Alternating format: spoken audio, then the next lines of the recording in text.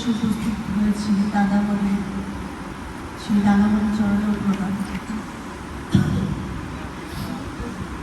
সপ্তমটা শুনে নিলাম আমরা কিভাবে এসেছি সুব্রতদার আমন্ত্রণে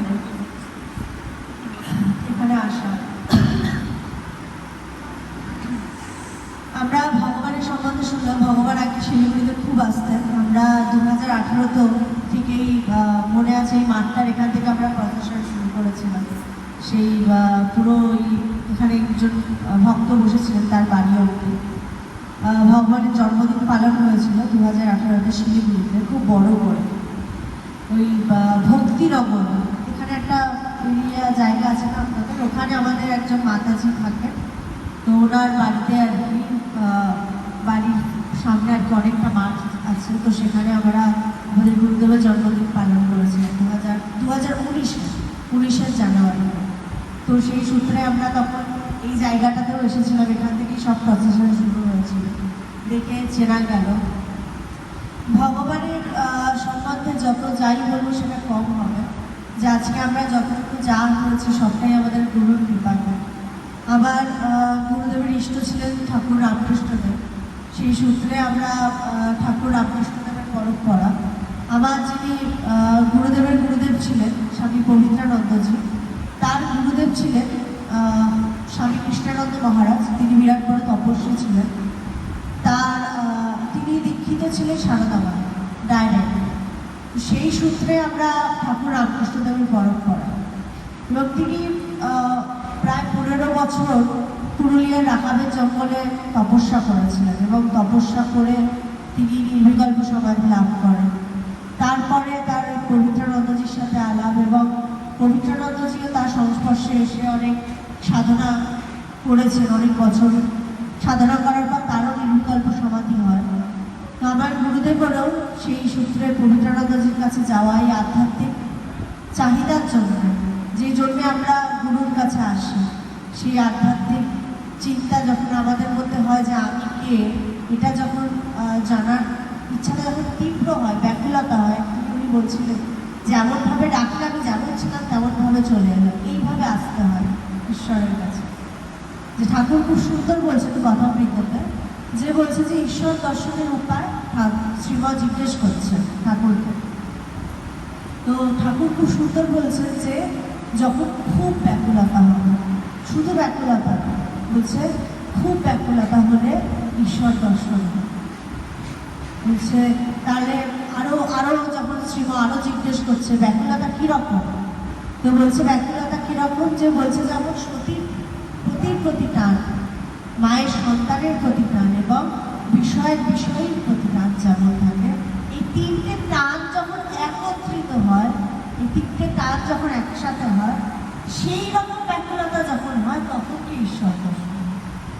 এই ঈশ্বর দর্শন এরকম না এখন চাইলাম এখন হবে, আমার ব্যাকুলতাটা হতে হবে।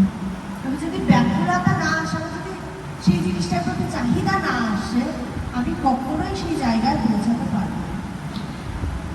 এখন যদি আমার ইচ্ছা হয় আমাকে কলকাতা ফিরতে হবে, তখনই না আমি ট্রেনের টিকিট কাটবো, তারপরেই না ট্রেনে উঠবো। যেমনভাবে আমাদের শিলিগুড়ি আসার ইচ্ছা হলো, আমরা টিকিট কাটলাম, তারপরে এলাম, সুব্রতদা সব কিছু অ্যারেঞ্জ করবো। তো ইচ্ছাটা হতে হবে। সেই রকমভাবে ঈশ্বরকে পেতে গেলেও ওই ভেতরে ইচ্ছাটা আসতে হবে। তারপরে বলছে যে গুরুকে পাবো, তাহলে কি করে? ইচ্ছা তো উঠলো মনের মধ্যে যে ঈশ্বর লাভ করতে হবে। তো গুরুর সন্ধান পাবো কি করে? আমার গুরুদেবের ক্ষেত্রে যেটা হয়েছে, তিনি কিন্তু আগে গুরু পান, তার আগেও ঈশ্বর উপলব্ধি হয়েছে। তিনি এতটাই ব্যাকুল ছিলেন। তিনি কথামৃত যখন পাঠ করতে করতে দেখছে ঠাকুর এক জায়গায় বলছে যে তুমি যদি 24 ঘন্টা ঈশ্বরকে নিয়ে থাকতে পারো, ঈশ্বর তোমাকে দর্শন দেবে। তো ভগবান একদিন 24টা ঘন্টা শুধুমাত্র ঠাকুরের চিন্তা করেছিলেন, তাছাড়া কোনো চিন্তা করেন। তাকে কিন্তু নাইট ডিউটিও করতে হয়েছে সেই দিন। তো যখন তিনি রাত্রেবেলায় অফিসে যাচ্ছেন, এটা সত্যি ঘটনা, বলছে না যে আমি কথামৃত পড়েছি কিনা সেটা পড়লেও আমি তো ঠাকুরকে দেখিনি না। সত্য হচ্ছে আমি মায়ের কথা বলতে পারবো, অনেকগুলো কথা বলে দেবো, সারদা মা এই বলেছে, ঠাকুর এই বলেছে, কিন্তু সত্য হচ্ছে এটা আমি মাকে দেখিনি, ঠাকুরকে দেখিনি। কিন্তু সত্য এটা যে আমি আমার গুরুদেবকে দেখেছি এবং আমি তার জীবনযাপন দেখেছি, যে তিনি কিভাবে ঈশ্বরকে নিয়ে থাকেন। তো সেটার উপর আমার জোর আছে, যে আমি দেখেছি এরকম মহাপুরুষ, যে তিনি যখন রাত্রেবেলায় নাইট ডিউটি করতে গেছেন, সেই ব্যাকুলতা নিয়ে সারাদিন যখন ঠাকুরের নাম নিয়ে যাচ্ছে, তিনি দেখছেন যে ঠাকুর রামকৃষ্ণদেব তার সামনে এসে দাঁড়িয়ে আছেন, এবং ওটা দেখে তিনি কিছুক্ষণের জন্য যেটা হয়, তিনি জ্ঞান হারিয়ে ফেলেছেন। তখন তার পাশে এসে তিনি স্পষ্ট অনুভব করছেন ঠাকুর তাকে ছুঁলেন। শুধু তাই না, ঠাকুর তার কানে এসে বললেন যে তোর সব হবে। এটা আমার গুরুদেব নিজে ফিল করেছে। তারপরে তার আরো আধ্যাত্মিক কথা আরো জানার ইচ্ছা হয়। তখন জানতে জানতে দেখলেন যে আজকে স্বামী বিবেকানন্দ বলুন, আচার্য শঙ্কর বলুন, সবাই তো আধ্যাত্মিক জগতের বিরাট বড় দিকপাল ছিলেন, কিন্তু একটা সময় পরে প্রত্যেকের গুরুর দরকার পড়েছে। যেমন আমরা জানি আচার্য শঙ্কর সম্বন্ধে, যে তিনি কত বড় বিরাট পণ্ডিত ছিলেন, জ্ঞানী ছিলেন।